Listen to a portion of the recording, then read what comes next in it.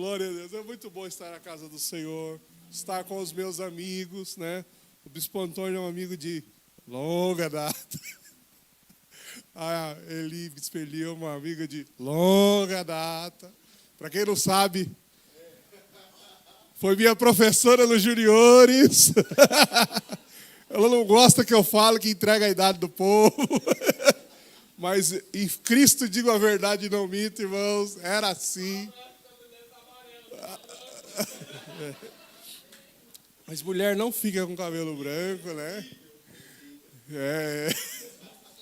Nem mulher, nem o pastor Valdemar fica com cabelo branco. Eu não sei o que acontece.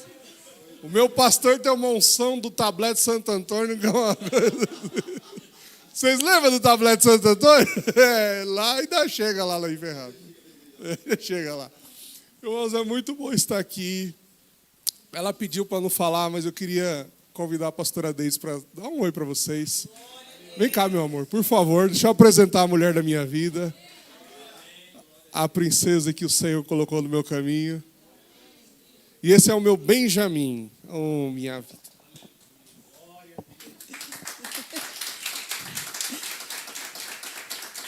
Paz seja convosco. Eu não sou de falar, eu sou de cantar, né, pastora? Por que vocês riram? Acho que eu já me entreguei.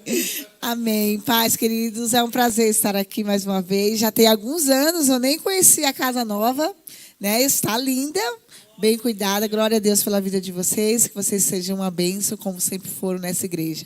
Então é um prazer estar aqui com vocês e estar ouvindo a palavra de Deus através do meu esposo. Amém? Deus abençoe.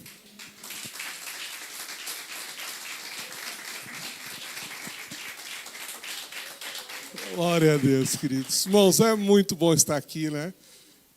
É uma casa de amigos. Ver algumas pessoas aqui é muito bom mesmo. Deus abençoe grandemente os irmãos. E esta palavra, irmãos, que nós vamos ministrar no culto do diaconato, é um ministério que eu amo muito, porque eu fui do grupo do Ministério do Diaconato dos 14 aos 24 anos. A Bispa Elisângela queria me ensinar a ser cantor de qualquer jeito. Todo domingo, 4h30, eu estava lá, para cantar aqueles hinos da Lauriette. Existe um Deus no céu, a letra no papel. Irmão, ela tentou. Ela e a Simoninha, a pastora Simoninha hoje, né? Era muito bom, né, irmãos? Era muito bom. Na verdade, eu tenho um amigo nosso, um professor nosso, estava falando com ele hoje e ele disse assim que todo líder deveria passar pelo diaconato. Todo líder de excelência deveria passar pelo diaconato. Porque se você não está pronto para servir na casa de Deus, você não pode se levantar e ser servido. Então, assim, servir no diaconato é uma honra muito grande. Você que participa desse ministério, entenda que Deus tem uma grande recompensa para a sua vida. Uma grande recompensa. É a palavra de Deus que nos ensina. Deus abençoe a todos vocês hoje. Eu queria saber quem que é o responsável pelo texto que me mandaram. Foi a irmã? Como é seu nome, querida? Irmã, eu orei pela senhora a semana toda. Eu vou dizer por quê. Quando eu vi o cartaz, eu lembrei do texto. Eu falei, um texto de João. Eu tenho de bom ânimo, eu venci o mundo. Aí na minha cabeça assim, de repente eu travei, eu estava andando e pensando nisso, aí eu travei as 4 rodas. E aí o Espírito Santo começou a bombardear o meu coração. Esse ano eu tive a experiência, Bispo Antônio, de pregar no primeiro dia do ano lá em Pardinho uma mensagem sobre Abraão e Ló. E eu fui abrir mais ou menos umas 4 campanhas de 12 dias, né, amor? E Deus me fazia pregar a mesma mensagem, porque assim, e por onde nós passamos, e essa mensagem grita no meu coração. Foi uma mensagem diferente, porque eu tenho pregado alguns dias, pelo menos uns 2 na semana, desde janeiro para cá. Mas essa palavra, irmã Solange, eu estava falando para a Deise hoje, eu falei assim, meu amor, o que o Espírito Santo está movendo no meu coração através dessa palavra está sendo muito similar ao que eu vivi com aquela palavra do começo do ano. Então eu queria que você me emprestasse o seu coração, emprestasse o seu ouvido, abrisse bem realmente, porque eu sei que o nosso Deus fará algo especial no nosso coração. Se Ele puder mudar a nossa vida para sempre, que Ele faça hoje, não é, irmãos? Evangelho de João, capítulo 16. Toda vez que eu vou pregar fora, eu só aviso o diaconato que eu gasto água na igreja, que vocês entendem. Mas a irmã Antônia, ela não envelhece, ela fica mais bonita a cada dia, né? Vou te contar, hein, bispo? As nossas mães são, ó.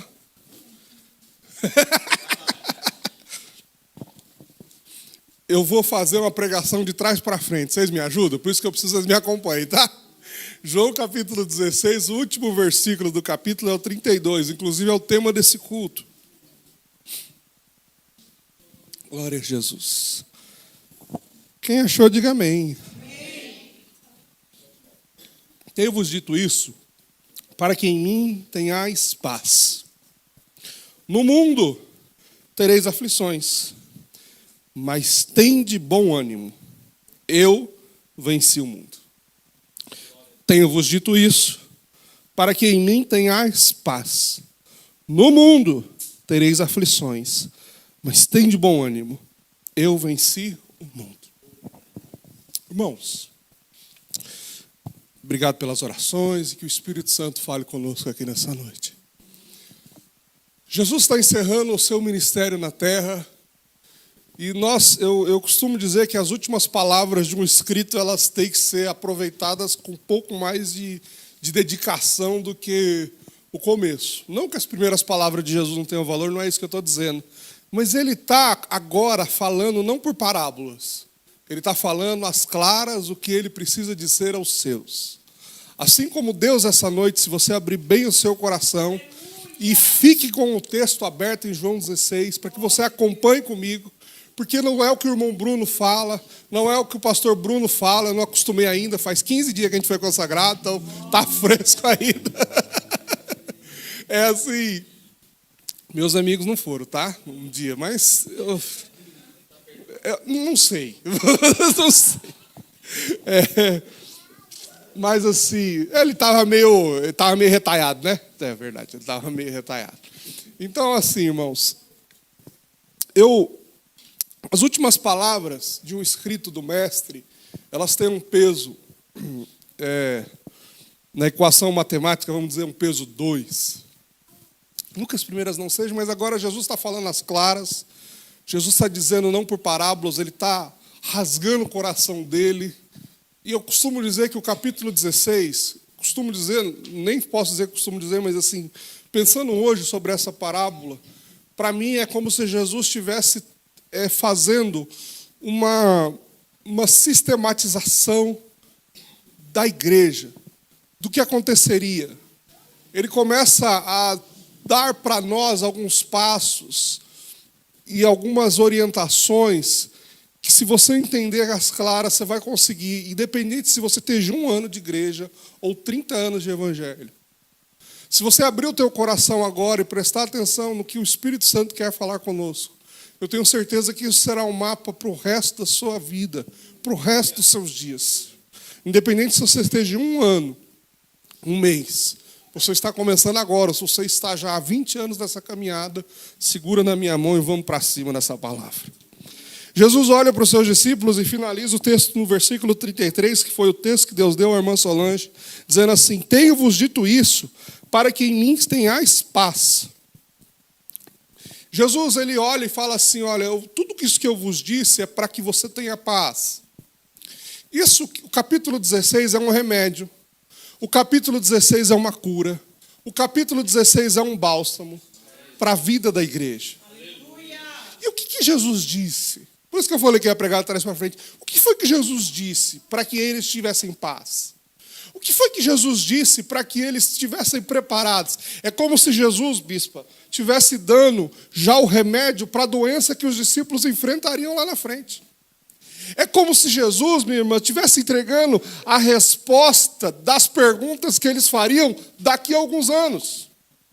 O nosso Jesus, quando nos chama para a batalha, quando você desceu as águas do batismo, você levantou um soldado da presença de Deus. E todas as respostas para todas as batalhas da sua vida, Ele já colocou nas suas mãos. Jesus olha para os seus discípulos e fala assim: tudo que eu vos tenho dito é para que você tenha paz. E eu quero que você entenda que Jesus está entregando à sua igreja, os seus discípulos, algumas instruções, algumas orientações, o remédio de uma doença que viria daqui a uns dias. A chave de uma porta que estaria trancada daqui a uns dias.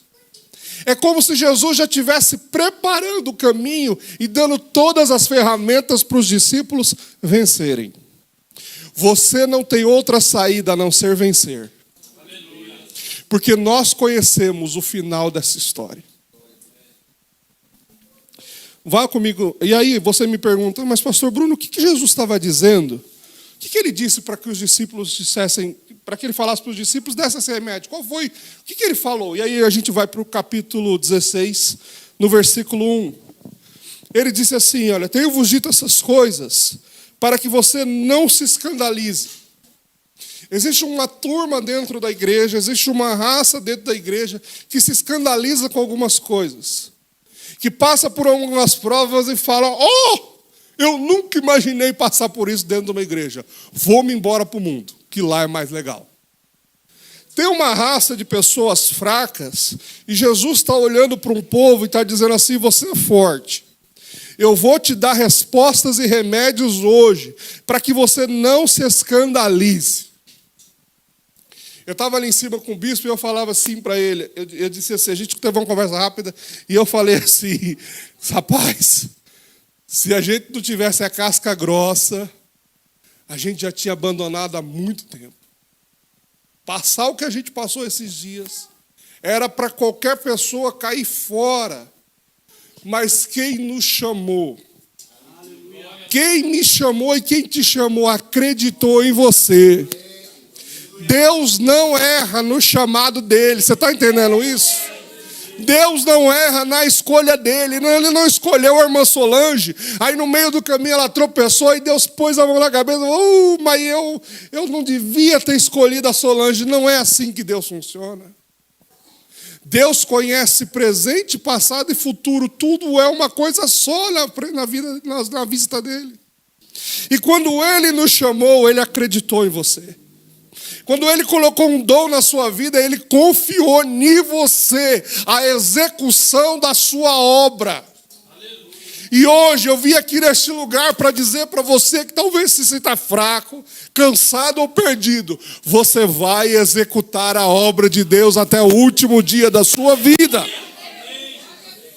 Não há escapatória para nós. Jesus olha para os seus discípulos e fala assim: tenho-vos dito essas coisas para que vocês não se escandalizem. Versículo 2. Não é o que o irmão Bruno vai falar, é o que a palavra está dizendo. Expulsar-vos-ão das sinagogas. Vem mesmo a hora em que qualquer um que te matar cuidará fazer um serviço a Deus. Aqueles discípulos, eles iam passar por situações em que os judeus iriam persegui-los. Após a morte do Cristo, eles seriam crucificados, arrastados em praça pública, jogados na cova de leões, como Daniel foi. Eles seriam açoitados em praça pública, apedrejados como o diácono Estevão foi. E as pessoas que estavam fazendo isso, bispo Rogério, estavam dizendo assim: nós estamos matando os cristãos em nome de Deus. Jesus olha para os seus discípulos e fala assim: esse negócio não é para fraco.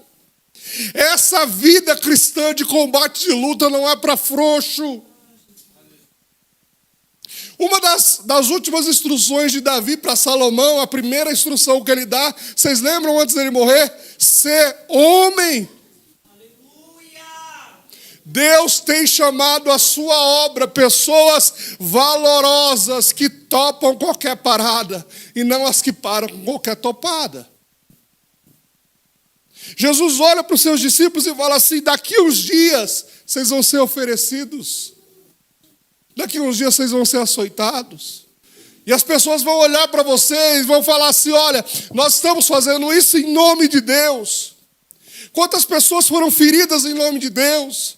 Quantas pessoas foram machucadas em nome de Deus?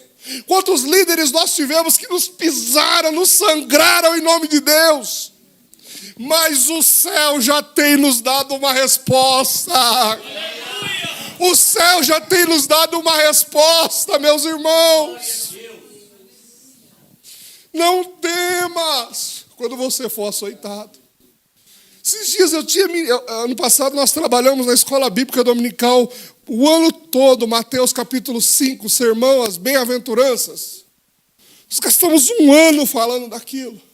Parece que o Espírito Santo já estava me preparando a minha esposa. E quando a luta vinha dentro da igreja, irmãos, porque quem fala mal da gente não é o vizinho que está lá fora. Às vezes ele fala até mais bem da gente do que os irmãos que estão dentro. Quem fala mal do crente é outro crente. Quem fala mal da crente é outra irmã. É aquele às vezes que toma ceia com você que te aponta. Mas nessa noite eu vim aqui para te dizer: o céu está ao teu lado. E como nós aprendemos na escola bíblica, Mateus capítulo 5 vai ensinando assim: bem-aventurados, felizes sois vós, quando vos perseguirem, vos injuriarem, mentindo disserem todo mal contra vós. Exultai, alegrai-vos, grande é a vossa recompensa no céu. Irmão, se for para aplaudir, aplauda direito.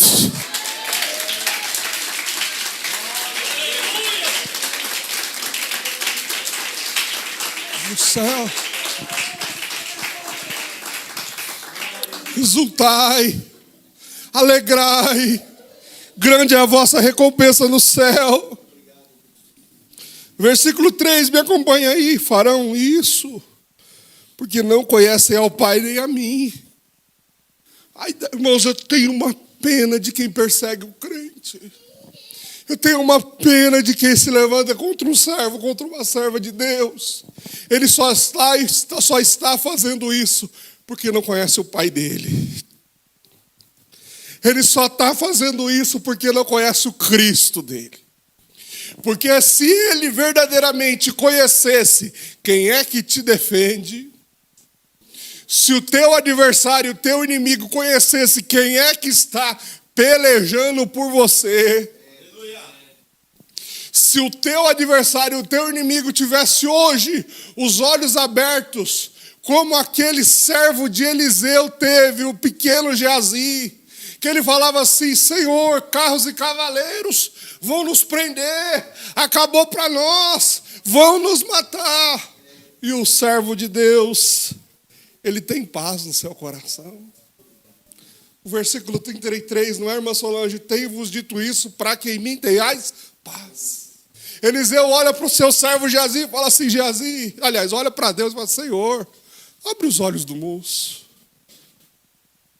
para que ele veja que mais são os que estão conosco do que aqueles que estão contra nós.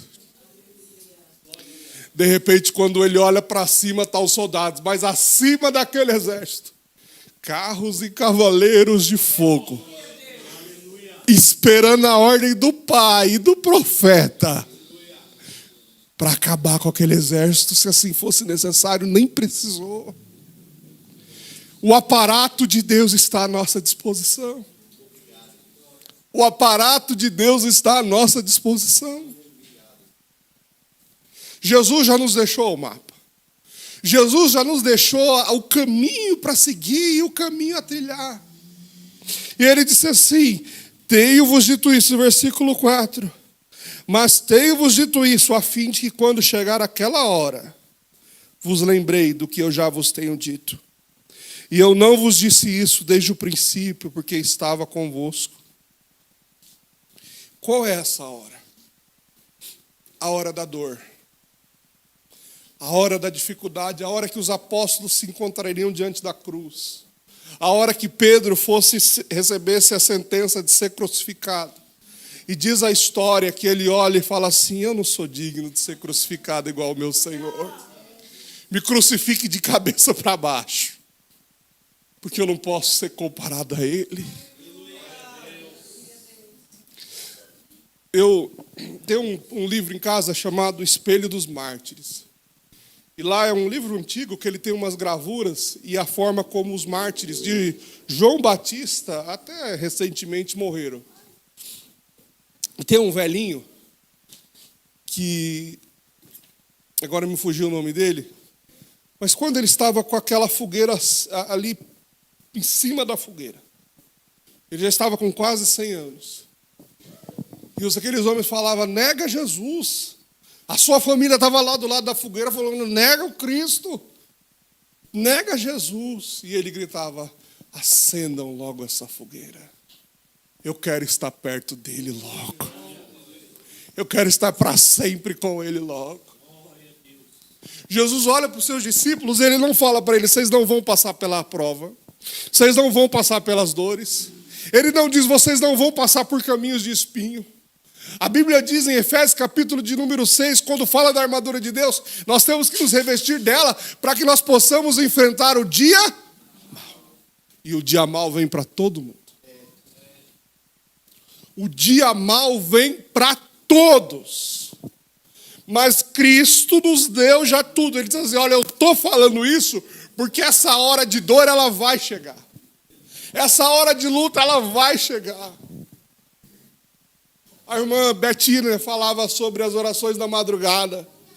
E tem hora, irmãos, que nas madrugadas, na luta, na dor do crente, quantas vezes, passando por uma prova terrível, eu orava, olhava para o relógio, olhava para o relógio 3 da manhã, 4 da manhã, mas eu olhava para o meu Deus e falava: Senhor, que oração no teu relógio?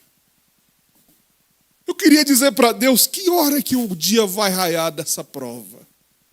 Eu queria dizer para Deus: que hora que a Bíblia vai se cumprir quando diz: o choro pode durar uma noite, mas a alegria ela vem pela manhã.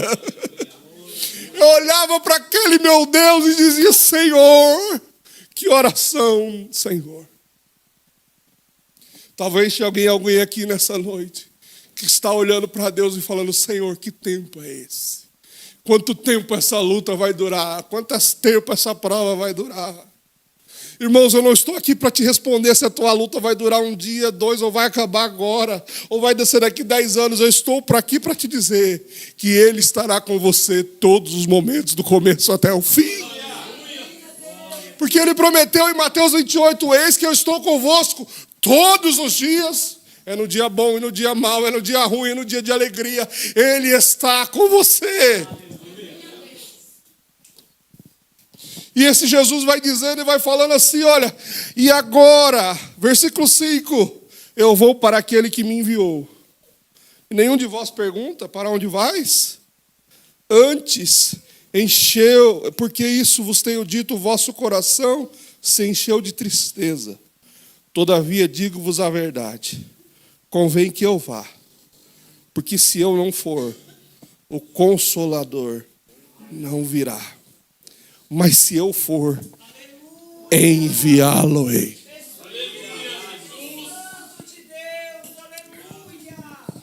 Você sabe quem é o Consolador? Você sabe quem é esse Consolador? Ele está aqui. Ele está dentro de alguém aqui.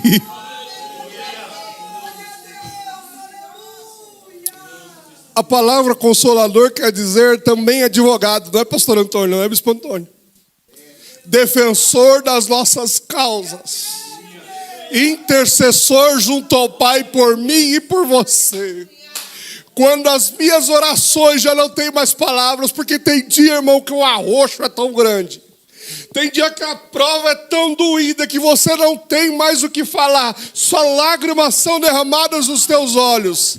Aí o Consolador começa a interceder por você.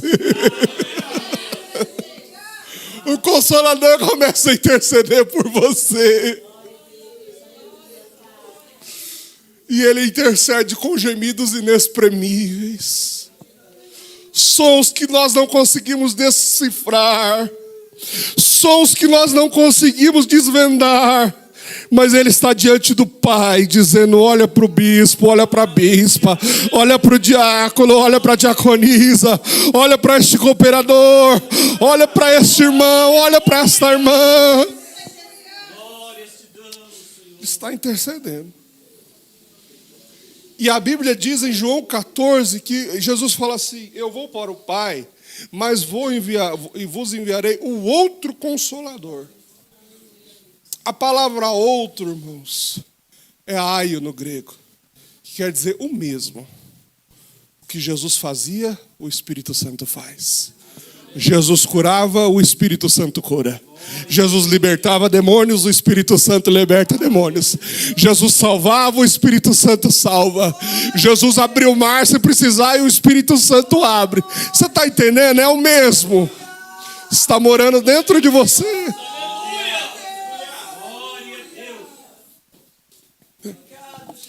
Tem um hino da Damaris que eu acho muito lindo, que ela fala assim: Consolador, não sai daqui. Não sai daqui. Minha alma chora se tu sair. Nós precisamos entender isso. Precisamos entender que o Consolador é aquele que está conosco nos defendendo. Precisamos entender que as lutas da vida estão aí, mas o advogado dos advogados, ele vai na frente, ó, marchando as nossas marchas, batalhando as nossas guerras. Irmãos, e ele é o Giovanni Si, né, bispa? Ele é a nossa bandeira. Ele vai na frente, irmão. E como diz o hino que a bispa queria que eu aprendesse, ele vai despedaçando as muralhas, quebrando os espinhos. Ele vai fazendo a obra dele. E eu posso dizer para você o que está escrito em Isaías, que diz assim: antes que houvesse dia, eu era. Não há ninguém que possa escapar das minhas mãos. Operando eu. Quem me impedirá?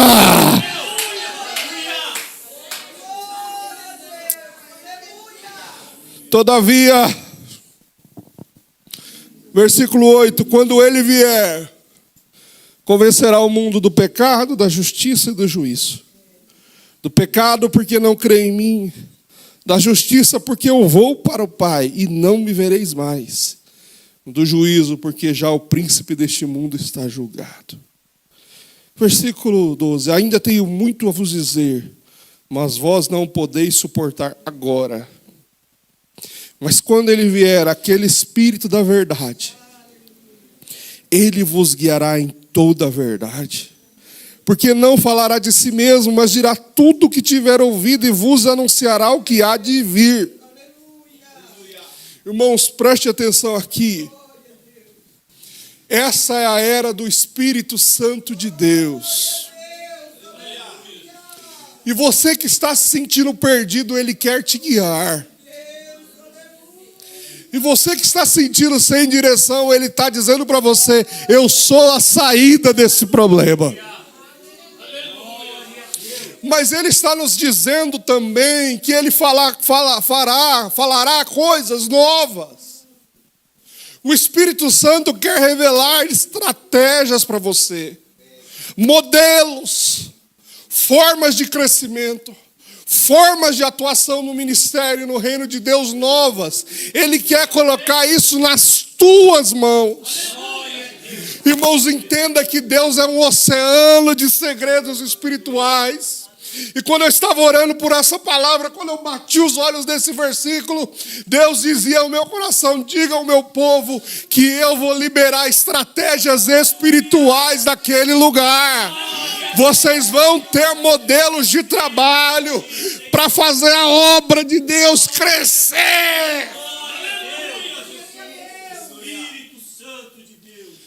É o que Cristo está dizendo.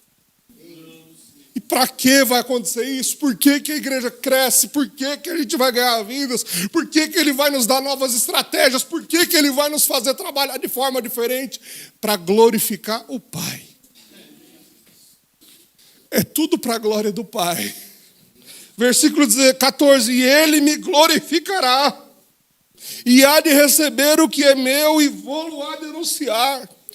Tudo que o Pai tem é meu. Por isso eu vos disse, que há de receber o que é meu, e há de vou anunciar. Versículo 16. Tenha um pouco de paciência comigo. Um pouco não me vereis, e outra vez um pouco ver-me-eis.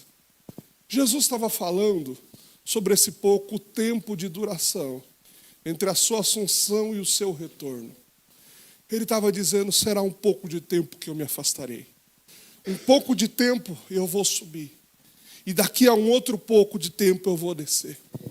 Ele não fala o tempo, mas ele está dizendo para a sua igreja, me espera, minha noiva. Você sabe, bispa, por que às vezes a gente tem tanto crente que desviou?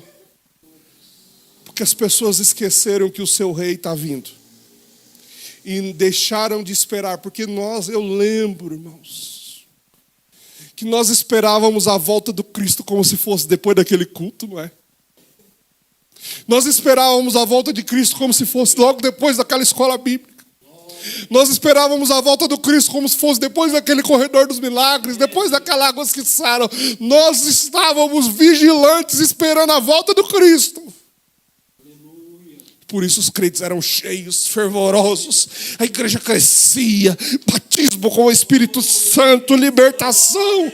É a era da igreja se lembrar que daqui a um pouco de tempo o rei está voltando. O rei está voltando. Te prepara, santifica você, santifica a tua casa. Esteja com as tuas vestes limpas e não falte óleo sobre a sua cabeça. O rei está às portas. Ele está dizendo na sua palavra, um pouco de tempo, é pouco tempo. Nós precisamos estar prontos. Nós precisamos estar preparados. Será que hoje você parou para pensar que Jesus podia voltar hoje? Para você ou no coletivo? Eu sempre tenho que, na minha cabeça, irmãos, eu preciso falar para alguém, pelo menos alguém no dia. Jesus podia voltar hoje. Como eu vi aqui. Eu até estava olhando lá em cima, ficou linda a igreja de vocês em cima, Rogério.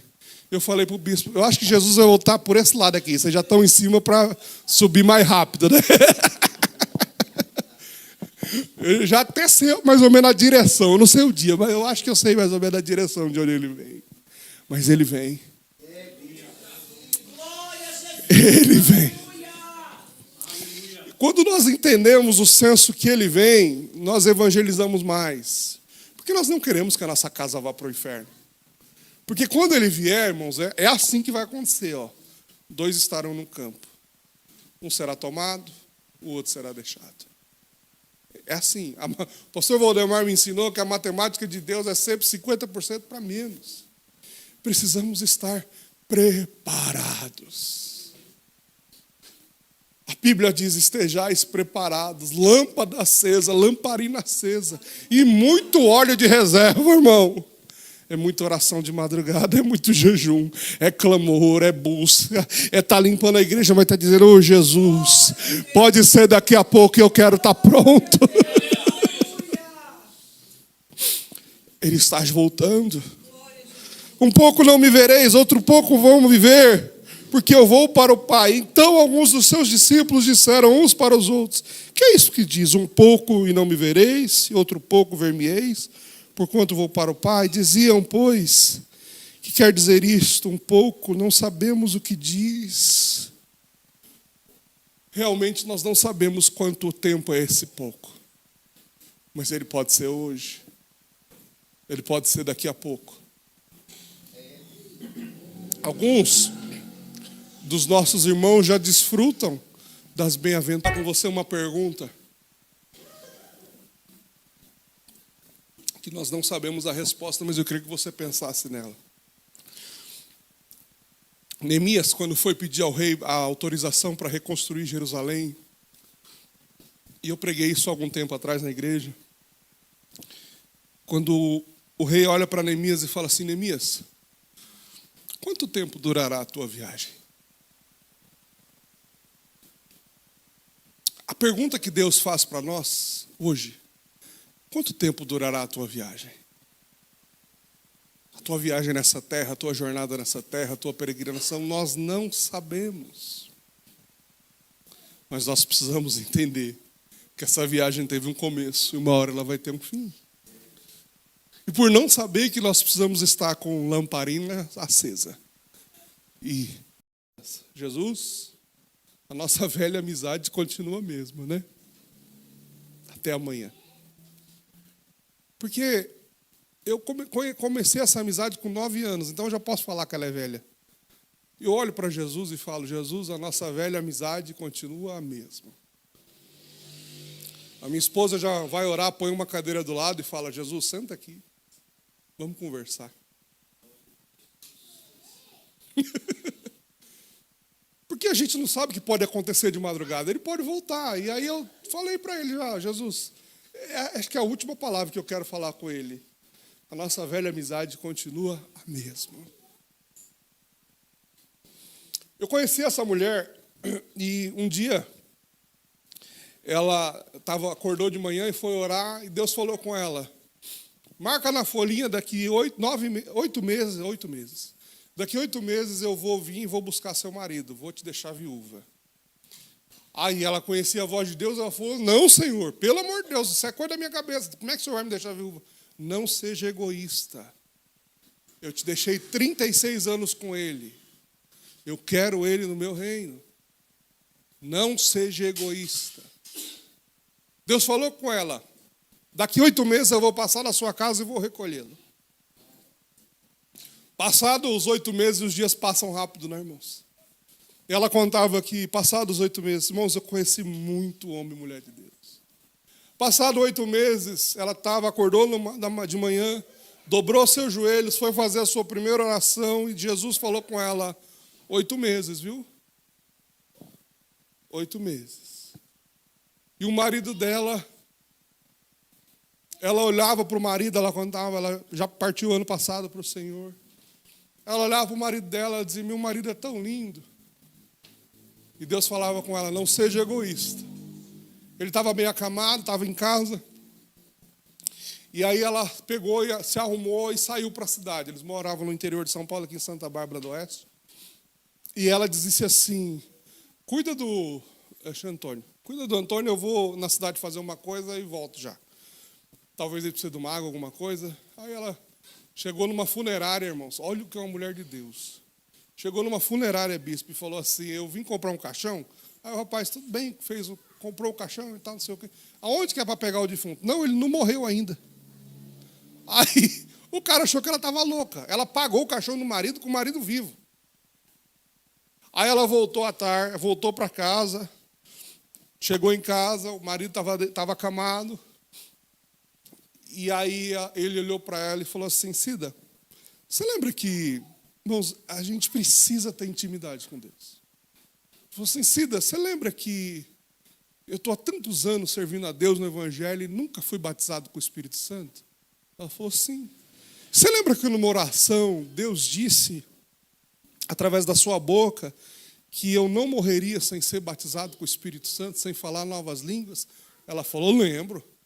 Aí ele falou assim: pois é, eu acho que eu não vou morrer não, porque eu nunca fui batizado com o Espírito Santo. E eu queria tanto receber esse poder. Ela disse: quando ele falou, eu queria tanto receber esse poder, o homem foi batizado com o Espírito Santo ali. Começou a falar em língua estranha e cantou. E cantou esse louvor, porque é um hino, se vocês não sabem.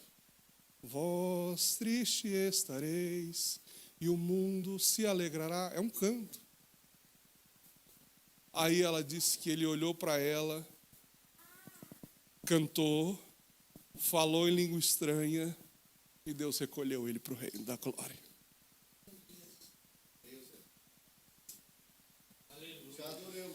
Podemos dar glória a Deus. Então, irmãos, e hoje, Eu lembro que há um ano atrás, eu ia todos os dias, não, acho que vocês não conheceram a maioria, mas sei que a irmã Antônia, a bispa e o bispo conhecem, irmã generosa, conheceram. Eu sempre ia levar a ceia para ela já estava acamada. E o que é a vida de um servo de Deus? Uma grande mulher de Deus. Todo mundo que passou na primeira igreja já pediu oração para aquela mulher. E ela estava bem acamada, e eu, nos últimos dias dela, levando a ceia, fui eu e o irmão Morsalino. Ela pegou e ela estava com muitas dores, com muitas dificuldades também, bem já sofrendo bastante, não dormia alguns dias. Quando nós chegamos lá, ela falou: irmão Bruno, eu dormi essa noite todinha. Dormi, irmã generosa, dormi. E eu sonhei com você. Eu falei: sonhei comigo, eu sonhei com você. Eu sonhei que você subia a escada, a primeira igreja tem uma escadinha assim do lado, né, Rogério? Tem uma escadinha. Ela falou assim: você subia aquela escadinha, mas você subia como um pastor. Daqui a alguns dias você vai ser ungido pastor. Eu não vou estar mais aqui, mas a igreja vai se alegrar.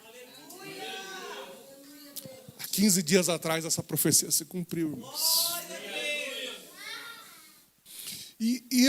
E o bispo Antônio sabe a luta que a gente passou de alguns anos para cá, mas Deus cumpriu a sua palavra. Gente que tem comunhão com Deus, gente que tem intimidade com Deus. E o último testemunho, vocês que são mais próximos lá, pode perguntar. Ela sofreu vários dias. Na noite que ela foi, que Deus levou ela, a filha dela falou, a Leandra falou assim: a minha mãe, ela não sentiu dor em momento nenhum aquela noite. Cantou a madrugada toda, louvou a Jesus. Chamou os filhos, abençoou. Todos os filhos. Te abençoou, te abençoou, te abençoou, te abençoou. E partiu para o Senhor. Irmãos, precisamos estar preparados. Você está entendendo essa palavra, querido? Eu vou partir para o final, porque eu já tomei muito tempo de vocês. Na verdade, vos digo, a mulher, quando está para dar à luz, sente tristeza, porque é chegada a sua hora. Mas depois de ter dado à luz a criança, não se lembra mais da aflição, pelo prazer de nascido um homem no mundo. O que o Cristo estava dizendo para nós: você pode até passar pela hora da prova, pela hora da dor, pela hora da dificuldade, mas você vai cantar um canto da vitória no final. Aqueles discípulos iam ser flechados, irmãos. Aqueles discípulos iam ser queimados. Aqueles discípulos passariam por horas de dificuldade e de dor, mas eles teriam a vitória nas suas mãos. Não importa o tamanho da prova que você está passando. O que importa é que o Jesus que prometeu, Ele é fiel para te segurar até o dia da volta dEle. Esses dias nós estávamos tudo em paz lá em casa, tudo caminhando bem, tudo tranquilo. Minha mãe, há 5 anos atrás, enfrentou um câncer e agora ela ia ter alta, há 6 anos. Ela ia ter alta no médico agora em maio. Ela sentiu uma grande dor de cabeça, foi parar no hospital, descobriu um tumor no cérebro. O médico falou que ela ia ter poucas horas de vida se ela conseguir chegar até a cirurgia. Estava com uma bomba relógio na cabeça. E a nossa vida virou naquele dia. Eu olhei para minha mãe, nós estávamos aqui no São Marcos, eu falei assim: mãe, eu vou te tirar daqui. O médico falou: ela não pode sair daqui. Eu falei: doutor, você não está entendendo, desculpa, mas eu não estou pedindo sua opinião agora. Eu vou tirar ela daqui e vou levar ela para o hospital que ela trabalha. Ela trabalha há 26 anos no Santa Marcelina, Itaquera. E o médico falou: não garanto que ela chegue viva até o hospital, ela está com uma bomba relógio na cabeça. Aí eu falei: o Jesus vai sustentar ela. Ela passou em casa, irmão, se despediu, um choro, uma coisa, um pranto. Porque ela teria chance de sobreviver se fizesse uma cirurgia de emergência. No meio do caminho, bispo, meu pai foi com ela e com meu irmão num carro, eu fui com o meu atrás e com a minha esposa. Eu chorava, no carro chorava. Eu ouvi a voz do meu Deus. Tarai subi candaraman todayalas. Inag, Assubinai. E o meu Deus olhou para mim e falou no meu coração, aquela voz que eu não consigo confundir porque é dele. Falou assim: eu vou te dar esperança. Irmãos, ele não precisou falar mais nada para mim. Ele falou: eu vou te dar esperança. Será que ele quer hoje, nessa noite, falar para alguém aqui que está aqui, dizer assim: eu vou te dar esperança? Você que chegou desesperançado nesse lugar. O médico olhou para nós, chegamos lá no hospital. Não existem coincidências. O que existe é providência. Não existe coincidência, o que existe é providência. Pode falar para o seu irmão, não tem coincidência. O que tem é providência. Fui entrando no pronto-socorro do Santa Marcelina com a minha mãe. Na porta tinha um neurocirurgião de cabeça lá. Na porta. Oi, Cris, como é que você está? Doutor, me acode. Aí ele já colocou paz no nosso coração. Vamos lutar, vamos enfrentar isso e tal. Pode ser que você saia com alguma sequela. Tem chance. Uma cirurgia no cérebro é uma coisa difícil. 9 horas de cirurgia, irmãos. Abriram a cabeça da minha mãe com uma serra. Há 6 anos atrás, os irmãos que não sabem o testemunho, 42 cortes foram feitos na barriga dela, de 42 biópsias, metástase, tomado o corpo dela. Todos os tumores estavam encapsulados por gordura. O organismo dela fez assim, ó. Esse tumor também estava da mesma forma, encapsulado por uma gordura, pastor. E não atingiu o cérebro, estava enraizado aqui. O médico disse que ela poderia voltar sem falar, meio bêbada, andando trocada, não sei o quê. Minha mãe voltou sã e perfeita para a glória de Deus.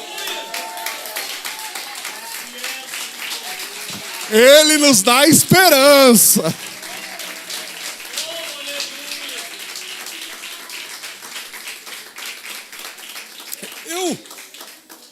Estamos passando o processo de químio? Estamos. Família passa junto. É doído? É. Vamos vencer em nome de Jesus Cristo. Porque aquele que começou a boa obra, ele é fiel. E aí esse Jesus vai dizendo assim, na verdade, assim também agora, na verdade, tendes tristeza, mas outra vez vos verei. O vosso coração se alegrará, e a vossa alegria ninguém tirará. Nós vamos encontrar com o Mestre. Nós vamos nos encontrar com o Mestre. Eu tenho uma teoria. Existem 2 correntes de teologia. Uma que diz que quando você morre, você vai dormir. Eu não acredito nisso. A Bíblia fala, após a morte segue-se o juízo. Juízo de quê? 2 Coríntios diz assim, todos nós devemos comparecer ante o tribunal de Cristo. Um tribunal de galardão, de recompensa, não é um tribunal de condenação. Após a morte nós estaremos diante do juiz. Quem que é esse juiz? O próprio Cristo, no tribunal de Cristo. Lá nós receberemos as recompensas pelo trabalho feito aqui na terra. Sabe a faxina que você fez na igreja? Sabe a visita que você fez? Sabe o irmão que você abençoou? Sabe a benção que você entregou para alguém? Cada lugar ali tem uma pedrinha. Cada pedrinha vai na sua coroa. Nesse momento você recebe esses galardões. E o Cristo está dizendo que você vai chorar, que nós passaremos por aflições. Os seus discípulos foram moídos, mas eles estariam diante de uma presença, de uma promessa tão grande, e essa alegria ninguém tiraria. Glória a Deus. É por isso que o diácono Estevão, Atos capítulo 7, depois você medite lá, ele, quando estava sendo apedrejado, olhava para os seus algozes e falava, olhava para o céu e falava, Pai, perdoa-lhes. Eles não sabem o que fazem. Depois ele olhava para o céu e via o próprio Cristo à direita do Deus. E o interessante é que Jesus, em todas as cenas que ele está sentado à direita de Deus, ele está num trono ao lado do Pai, assentado. Eu acho que é o único momento da Bíblia que ele está de pé no trono, não é, bispo? Pode ser que tenha mais um, mas eu acho que é o único momento que ele está de pé no trono. O que ele está de pé? Coisas espirituais aqui nessa noite. Se você esperava alguma coisa, irmãos, olha, eu não estou aí para isso, eu estou aqui para falar de coisas espirituais. Se esperarmos em Deus somente nessa vida, somos os mais miseráveis de todos os homens. A nossa esperança está na sua vinda. E mais um pouco ele virá. Finalizando, irmãos. Naquele dia nada me perguntareis. Olha só, versículo 23. Eu preciso... Olha, irmã Solange. Quando eu cravei os olhos nessa frase, naquele dia vocês nada me perguntarão. Às vezes a gente fala, bispo, que quando a gente chegar no céu, a gente quer perguntar tanta coisa para Deus. A gente quer perguntar por que Adão não cuidou da mulher dele. Infeliz. Não é? Não é? Todo mundo quer tacar uma pedra no coitado do Adão. Ou um cheixo, não, eu vou tacar na cabeça do Adão. Mas Jesus olha para os seus discípulos e vai falar, naquele dia vocês não vão me perguntar nada. Sabe por que vocês não vão perguntar nada? Porque quando nós estivermos diante do Cristo, a gente vai lembrar daquele louvor do Juliano Som. Valeu a pena. E a gente não vai poder falar nada, a gente não vai conseguir falar nada, a gente vai voltar com cara de bobo, de besta. Porque o motivo da minha fé desde os 9 anos vai estar se cumprindo ali. Aleluia.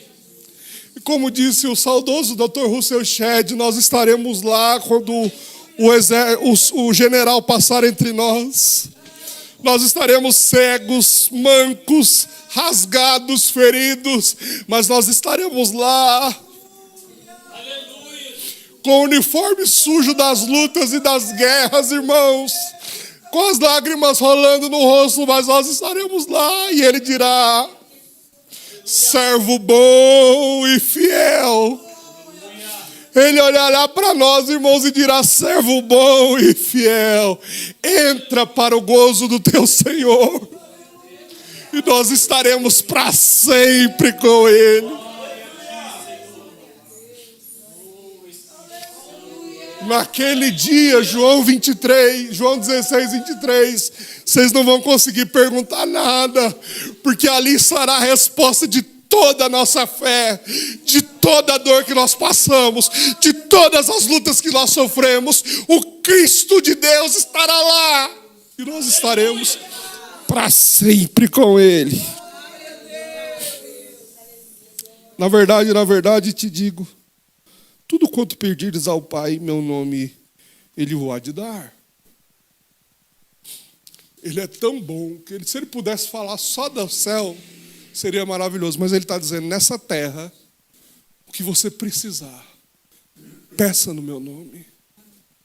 Ele tem para dar. Ele está dizendo, nessa terra, o que você precisar, peça no meu nome, porque Ele tem para dar. Até agora nada pediste no meu nome, pedi e receberei, para que a vossa alegria se cumpra. Disse-vos isso por parábola, chega, porém a hora em que não falarei mais por parábolas, mais abertamente falarei acerca do Pai. Naquele dia pedireis em meu nome, e não vos digo que eu rogarei por vós ao Pai, pois o mesmo Pai vos ama, visto como vós me amastes e creste que eu saí de Deus. Aleluia. Jesus está dizendo, naquele dia pedireis em meu nome, não vos digo que eu rogarei ao Pai, eu nem vou interceder, porque o Pai te ama. Aleluia. Disseram os seus discípulos, eis que agora falas abertamente, não dizes mais em parábolas. Agora conhecemos que sabes tudo. Não precisas que alguém te interrogue, por isso cremos que saísse de Deus. Eis que chega a hora e já se aproxima que vós sereis dispersos. Olha só o versículo 32. Cada um para a sua casa e me deixarei só. Estava falando da sua crucificação, mas não estou só. O Pai está comigo. Eu não ando sozinho, crente não anda só. O Pai está comigo. Posso ir para a cova, posso ir para a luta, posso ir para a fornalha. Ele é o quarto homem da fornalha. Ele está na cova do leão. Ele está abrindo o mar. Eu não estou só. O Pai está comigo. Você entende? Pode pôr o versículo 33, querido. Você entende por que ele deu esse remédio para nós? Tenho-vos dito tudo isso, para que em mim tenhais paz. Eu poderia fazer uma pregação de umas 2 horas só nesse para que em mim. Porque estar em Cristo é diferente. A Bíblia fala, ele disse assim, João capítulo 15, se vós estiverdes em, e as minhas palavras estiverdes em, pedireis tudo, e vos será feito. Se nós estamos pedindo e não está acontecendo, ou nós não estamos nele, ou as palavras dele não estão em nós. Porque ele não pode mentir. Não está escrito assim? Pedireis tudo, e vos será feito. Tendo-vos dito isso para que estejais em mim. Se alguém está em Cristo, nova criatura é. As coisas velhas, os costumes velhos, os pecados velhos, os pecados de estimação estão passados, são deixados para fora. Eis que tudo se fez. Vocês estão bons da Bíblia, irmãos. O povo treinado é assim. Tenho-vos dito isso. Querido, obrigado. Para que em mim tenhais paz. Estar em Cristo é estar em paz. Estar em Cristo pode estar a guerra cantando, eu tenho paz. E é uma coisa muito doida. Porque Paulo fala assim, é uma paz que excede todo entendimento. O pau está quebrando, a rua está virando de pé da cabeça e o crente está, sou feliz, sou feliz. Não é assim? Pode estar a loucura que tiver, você está, porque Jesus me ama. Eu não posso te explicar. A gente tem paz mesmo nos dias de guerra. Tenho-vos dito isso para que em mim tenhais paz. Se você chegou aqui atribulado nessa noite, receba paz aí. Aleluia. Receba paz aí no seu coração. A paz que vem da palavra de Deus. A paz que vem do Deus da palavra. No mundo tereis aflições. Ok. No mundo tereis aflições, mas tende bom ânimo. Essa questão de bom ânimo não é só ter ânimo. É ter ânimo bom. Essa palavra também é traduzida por uma esperança boa. Lamentações fala assim, bom para o homem é ter esperança. Tenha bom ânimo, minha irmã. Tenha um coração certo de que você não está só, o Pai está com você. Tenha um coração certo que Ele já preparou uma morada para ti. Tenha o coração certo que, como diz Paulo, que se esse terreno se desfizer, temos em Deus uma casa não feita por mãos humanas, espiritual, no céu e inabalável. Entenda que o Pai está com você. Eu quero finalizar dizendo, no mundo tereis aflições, elas vão vir. Ele vem contando toda essa história. Mas tem de bom ânimo. Eu venci o mundo. Nós estamos lutando contra um sistema vencido. Nós sabemos o final dessa história. Nós sabemos o final dessa peleja. Nós sabemos o final da história. Nós somos o único povo que sabe o final do livro. E o final do livro é vitória. Vitória. Vitória. Eu queria pedir que a Esther, os músicos, né? cantar assim vai valer a pena. Por favor. Cadê aquela irmã que arrebenta no violão? Aqui, ó. Letícia. Vem, Esther, também. Pode vir. A Esther, eu fui a primeira pessoa a visitá-la. Quando ela nasceu. Deus te abençoe. Tão linda. Eu quero que você entenda isso. Eu quero que hoje a palavra de Deus fique gravada no seu coração. E talvez você não pule, não gire, não sei. Não sei como Deus vai tomar você hoje. Mas se puder mudar a história da sua vida, se puder mudar o seu caráter, se puder mudar algo em você e impregnar em você essa certeza de que o Pai está com você. De que independente das aflições e das lutas... Achei que você não ia vir, irmã. É que eu não sabia chamar seu nome, mas... Nathalie. Vamos louvar a Deus.